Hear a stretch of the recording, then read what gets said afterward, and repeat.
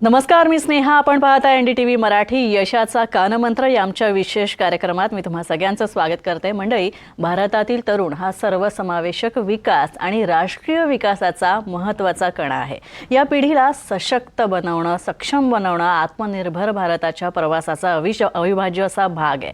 सामाजिक आणि राष्ट्रीय आव्हानांचा सामना करण्यासाठी एक सक्षम तरुण पिढी घडवणं हे आपल्या समोरचं महत्त्वाचं लक्ष्य आहे आणि विकसित भारताकडे वाटचाल करत असताना हीच सशक्त पिढी घडवण्यासाठी अनेक जण आपला खारीचा वाटा देतात, आपलं योगदान देतात, सर्वतोपरी प्रयत्न करतात आणि आज आपल्यासोबत अशाच एक व्यक्ती आहेत. आपल्या स्टुडिओत आलेले आहेत डॉक्टर निवेदिता श्रेयांस. त्यांचं स्वागत करूया. डॉक्टर, स्वागत तुमचं NDTVच्या स्टुडिओमध्ये. Thank you so much. Doctor Nivedita यांच्यासोबत आपण हार्टफुलनेस मेडिटेशन या विषयावर चर्चा करणार आहोत. तसंच विविध स्तरांवर त्यांचं काय कार्य आहे ते सुद्धा जाणून घेणार आहोत. एक तरुण पिढी घडवण्यासाठी डॉक्टर विशेष कार्य करतायत त्याबद्दल सुद्धा आपण माहिती घेणार आहोत. डॉक्टर निवेदिता या शिक्षण तज्ज्ञ आहेत, युवा मार्गदर्शिका सुद्धा आहेत. हार्टफुलनेस मेडिटेशनमधील परिवर्तनकारी तज्ज्ञ व्यक्तिमत्व म्हणून त्यांची प्रसिद्धी आहे, ख्याती आहे. त्या मोटिवेशनल स्पीकर सुद्धा आहेत. डॉक्टर निवेदिता श्रेयांस यांनी 1 लाखांहून अधिक तरुणांना प्रशिक्षित केलं आणि तेही अतिशय मोफत पद्धतीने. तसंच हार्टफुलनेस इन्स्टिट्यूटमध्ये युवा कार्यक्रम संचालक म्हणून काम करताना त्यांनी मूल्य आधारित शिक्षण पद्धती मुख्य प्रवाहात आणण्यावर जास्त भर दिलेला आहे. त्यांच्या कार्याचा प्रभाव थेट केंद्र सरकारच्या नशामुक्त युवा अभियानापासून ते G20 परिषदा, Y20 शिखर परिषदा यापर्यंत सुद्धा दिसून येतो आणि त्यांनी माजी उपराष्ट्रपती श्री व्यंकय्या नायडू आणि क्रिकेटर रोहित शर्मा यांच्यासारख्या मोठ्या हाय प्रोफाईल व्यक्तींना, सेलिब्रिटीजना सुद्धा ट्रेन केलेला आहे, प्रशिक्षित केलेला आहे आणि नुकतंच त्यांनी 107 भारतीय कृषी वैज्ञानिकांना सुद्धा प्रशिक्षण दिलेलं आहे. तसंच शिक्षण मंत्रालयाच्या नॅशनल वेलबिंग कॉन्फरन्समध्ये पॅनलिस्ट म्हणून त्यांची निवड झाली होती आणि तिथे त्यांनी पॅनलिस्ट म्हणून काम पाहिलेलं आहे. पिल्ली ग्रुपच्या त्या जनसंपर्क संचालक आहेत आणि मार्केटिंग विभागाच्या प्राध्यापिका सुद्धा आहेत. तर अशा बहुआयामी व्यक्तिमत्वाशी आपण आज चर्चा करणार आहोत, गप्पा मारणार आहोत हार्टफुलनेस आणि माइंडफुलनेस या विषयावर. डॉक्टर निवेदिता, पुन्हा एकदा आपलं स्वागत. डॉक्टर, हल्ली मानसिक संतुलन किंवा मानसिक आरोग्य याविषयी आपण भरपूर बोलत असतो. आता माइंडफुलनेस याबद्दल आपण बोलायचं झालं तर ही संकल्पना नेमकी काय, आम्हाला समजून सांगा आधी. सो बेसिकली थँक्यू स्नेहा आणि thank you to NDTV for inviting me आणि मला ही अपॉर्च्युनिटी दिली की आमच्या कामाबद्दल आम्ही लोकांपर्यंत पोहोचू शकू. So thank you for this invitation. I am really privilege to be here. Yes, we are into the field of heartfulness meditation. एक मेडिटेशन प्रक्रिया आहे जिकडे आपण हार्ट बेस्ड मेडिटेशन ट्रेनिंग देतो आणि जगभरात आमचे जवळजवळ 160 सेंटर्स आहेत ऑल ओव्हर वर्ल्ड, जिकडे आम्ही हार्टफुलनेस मेडिटेशनचं training completely free of cost देतो. आपण कॉर्पोरेट इंडस्ट्री, आपण एज्युकेशनल फील्डमध्ये universities, colleges, campuses, school connect, village connect, government connect असे वेगळ्या कनेक्टमध्ये जाऊन आमचे जे व्हॉलेंटियर्स आहेत, जे ट्रेनर्स आहेत, जे कम्प्लिटली एक सोशल ॲक्टिव्हिटी म्हणून करतात, आम्ही जाऊन लोकांना ट्रेन करतो हाऊ टू मेडिटेट. तर वाय टू मेडिटेट आणि का आपण मेडिटेशन केलं पाहिजे ह्याच्याबद्दल आम्ही ट्रेनिंग कंडक्ट करत असतो आणि ते पण कम्प्लिटली फ्री ऑफ कॉस्ट. तर जसं की तुला माहितीच आहे स्नेहा की our India has got maximum number of youth. We are very blessed that we have 65% of population is of youth. Yes. And hence it's a responsibility of each and everybody, responsibility of government, responsibility of private organizations, government bodies, social organization to look after this youth who are the future of the world. Right? जर का आपण अशा युवांना सशक्त बनवलं तर सशक्त आपण कसं बनवू शकतो? Through educating them. That is education is one part and through various activities, sports आहे, कल्चर आहे. तर ऑल ओव्हर इंडिया गव्हर्नमेंट पॉलिसीजमध्ये आपण सिलेबसला भर देतो, एज्युकेशन ट्रेनिंगला भर देतो, क्लासरूम टीचिंगला भर देतो. बट हे जे सिलेबस आहे हे सगळं आउटवर्ड सिलेबस आहे. बाहेरचं सिलेबस आहे, जे नॉलेज बेस्ड सिलेबस आहे. पण आपण सगळेजण एक गॅप मला ह्याच्यात मोठा दिसतो की जे इनवर्ड सिलेबस आहे, जे आतलं सिलेबस आहे, मनातलं, डोक्यातलं, हृदयातलं, ब्रेन मधलं, त्या सिलेबसच्या ट्रेनिंग बद्दल कोणी बोलत नाही. आणि सगळं जर का बाहेरचं तुम्हाला कार्यक्रम चांगला करायचा असेल तर पहिला आतला कार्यक्रम तुम्हाला सुधरून घ्यावा लागेल, समजून घ्यावा लागेल, क्लिअर व्हायला लागेल, and then your things will become much easier for you.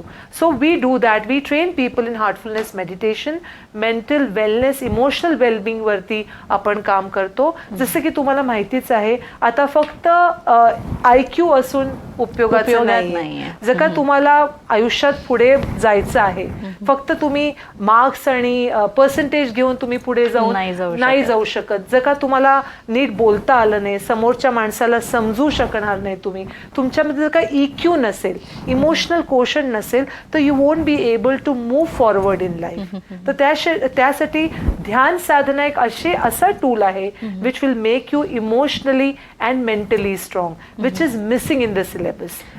That's what heartfulness meditation does. नक्कीच. पण डॉक्टर निवेदिता, मला एक सांगा, तुम्ही तुमच्या उत्तरात खरं तर खूप छान उल्लेख आला, व्यक्त होता आलं पाहिजे. पण आताच्या पिढीचा प्रॉब्लेम काही सांगू का? आम्हाला हल्ली व्यक्तच होता येत नाही. आम्ही व्यक्त सोशल मीडियावर होतो, पण एखाद्या आपल्यासारख्या समोरच्या माणसासमोर व्यक्त होणं ते काही आम्हाला जमत नाही, किंवा आम्ही काहीसे रिझर्व्ड असतो किंवा प्रायव्हेट लाईफवर बिलीव्ह करतो, पर्सनल लाईफवर बिलीव्ह करतो. पण आता हल्ली या सगळ्या हल्लीच्या काळात मानसिक तणाव सुद्धा वाढलेला आहे.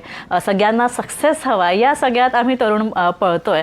पण या सगळ्यातनं पुढे जाऊन आपल्याला माइंडफुल व्हायचंय, हार्टफुल व्हायचंय, म्हणजे नेमकं काय व्हायचंय? That's a very nice question, Sneha. That's what सगळेजण आता पळत आहेत. It's only speed what everybody. सगळ्यांना ट्रेन पकडायचे, सगळ्यांना फ्लाईट पकडायचे. at the same time airports fail at that time, you know. And what happens, तुम्ही बघितलंय की एक युवती रडत होती, खूपच सोशल मीडियावरती व्हायरल झालंय की त्यांना खूप मोठी एक कॉम्पिटिशनमध्ये पार्टिसिपेट करायचं होतं, हॅकॅथॉनमध्ये, but they could not participate. त्यांनी जवळजवळ 6 महिने 1 वर्ष भरपूर मेहनत केली, but because flights fail they had to give up. So अशा सिच्युएशनमध्ये, चॅलेंजिंग सिच्युएशनमध्ये आपल्याला कोणाकडनं मदत मिळेल? राईट. ही मदत तुम्हाला बाहेरून मिळेल का आतून मिळेल? राईट. तर ती आतून जी मदत आपल्याला मिळू शकते, how can you become strong emotionally, mentally, आणि ती स्ट्रेंथ आतून तुम्ही डिराईव्ह कशी करू शकाल?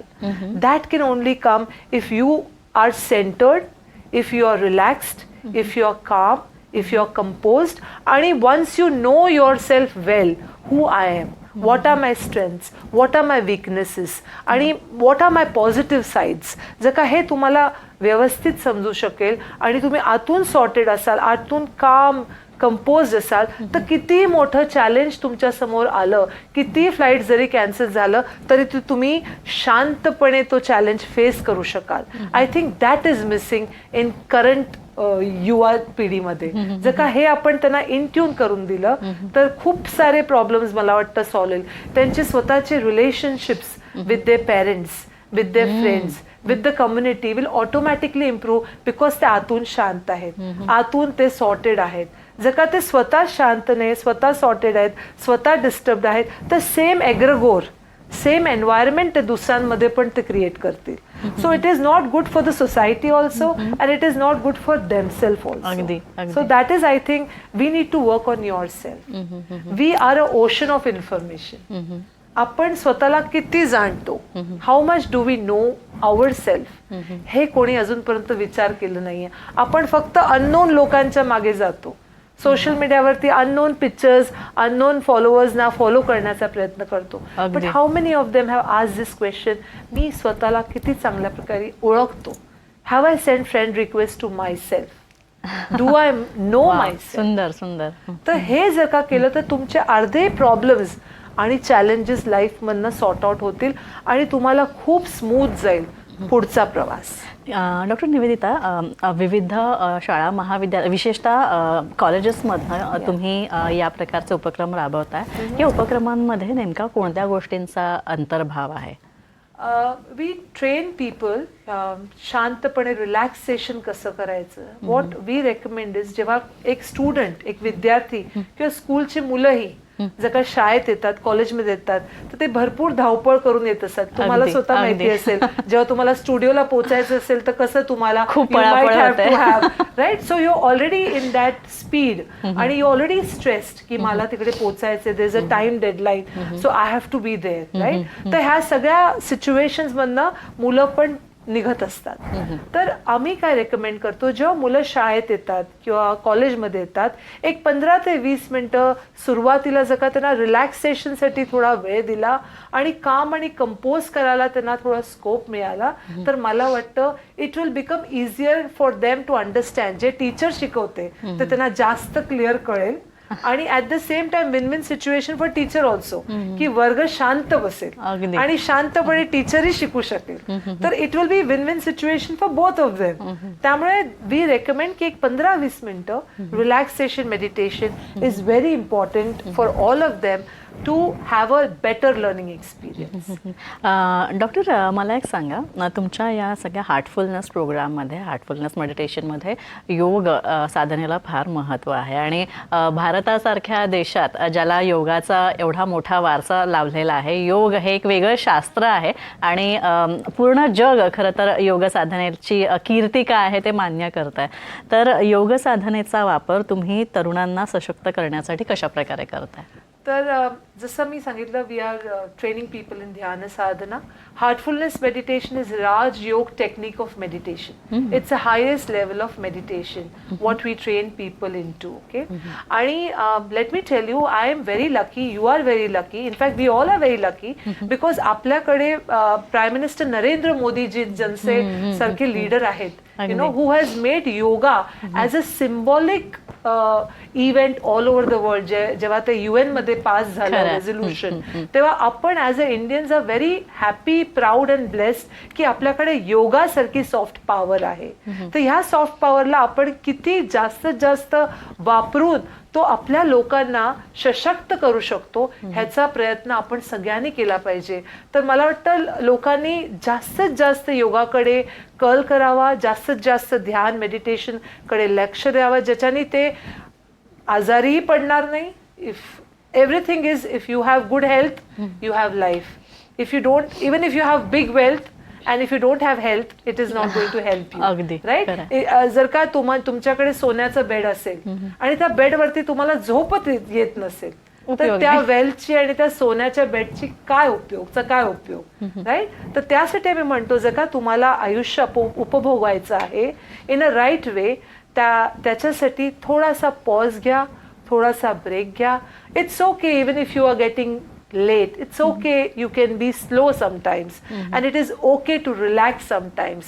हे जर का डोक्यात लोकांनी समजून घेतलं तर स्वतःच्या मनावरती आणि शरीरावरती ह्याचा खूपच पॉझिटिव्ह इम्पॅक्ट होईल. In fact whole nervous system of the body can relax, which will help you to maintain your blood pressures of your body and your hormonal changes can also be seen positively if you meditate. आमच्या रिसर्चमध्ये पण हार्टफुलनेसमध्ये केलेलं आहे.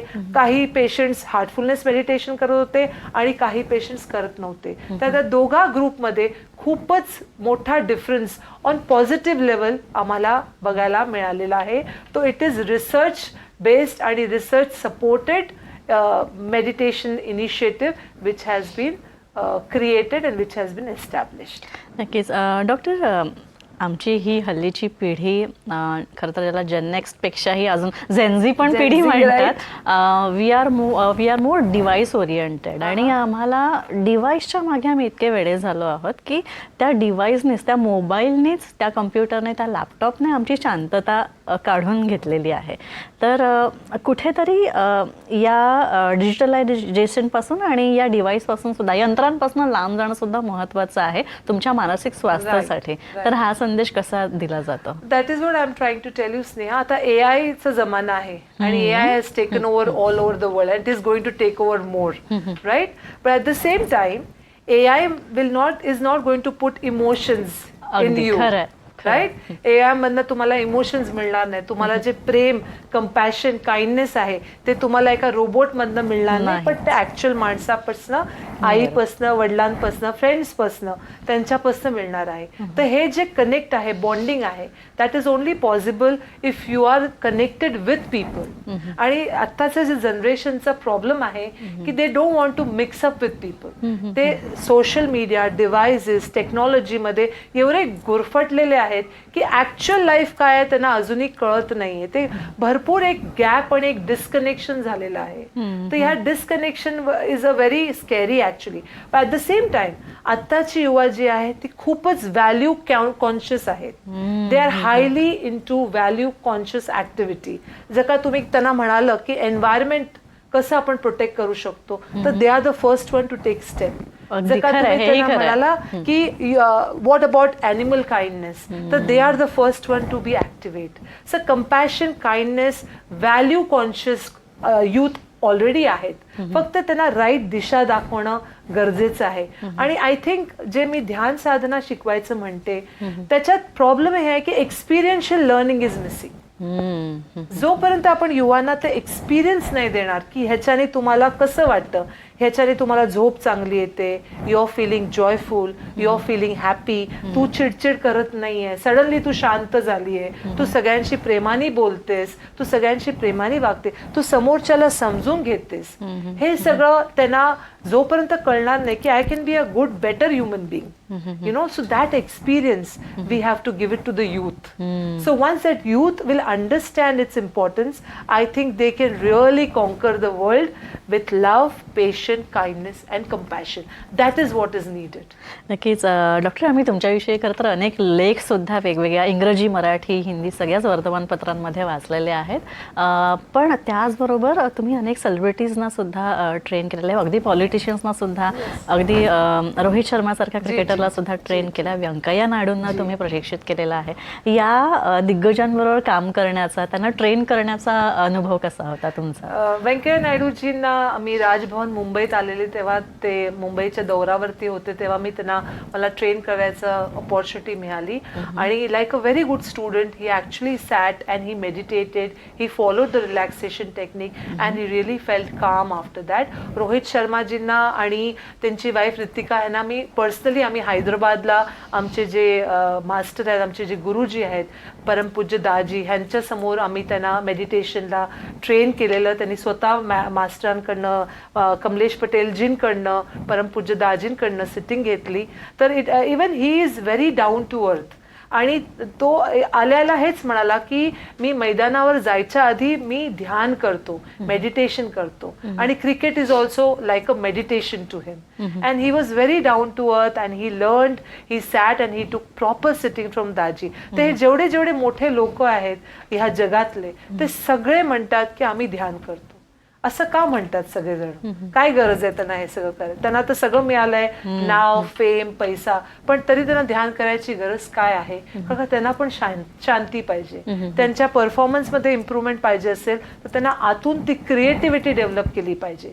तर creativity कुठून येते? आतून. जर का त्याला खेळायचं आहे, शॉट मारायचा आहे, त्याच्यावरती पण त्याला आतून विचार करावा लागतो की मी कुठल्या अँगलनी मारू. बाहेरून बघून त्याला ती आयडिया येणार नाही, ती आतूनच आयडिया येते. So everything is lying with in you.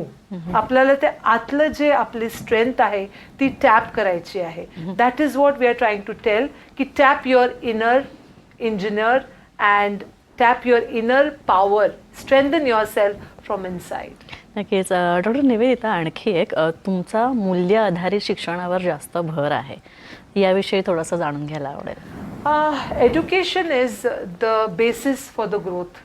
Education शिवाय काही पॉसिबल नाही आहे. But thanks to national education policy 2020 and IKS knowledge system, जे आता आपण 2020च्या पॉलिसीमध्ये नवीन पॉलिसीज आले, ज्याच्यात बरेचसे चेंजेस आणि बरेचसे फ्रीडम दिलेलं आहे गव्हर्नमेंटनी टू ट्विक द सिलेबस. त्या ट्विकिंगमुळे मुलांना जे पॅशन आहे ते पॅशन लोकांना, त्या मुलांना अप्रोच करण्याची संधी हे सिलेबस देतात. खूपच फ्लेक्सिबिलिटी आहे संधीमध्ये.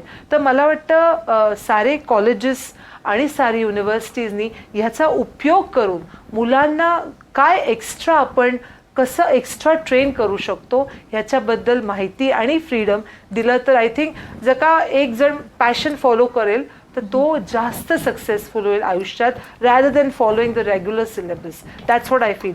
If you do something passionately you will be 100% successful. Whatever you do, you must put your 100% heart in it, then you will be definitely successful. Nobody can stop the success. की आणखी एक madam जाता जाता आणखी एक शेवटचा प्रश्न, या पिढीला जाता जाता तुम्ही काय संदेश द्याल? या पिढीला जाता जाता हेच संदेश देईन की जगात तुमची खूप गरज आहे. ऑल ओव्हर वर्ल्ड अख्खं जग आज खूपच मोठ्या चॅलेंजिंग टाईममध्ये पास होत आहे. There is war happening. There are so many turmoils happening. Natural disasters होत आहे.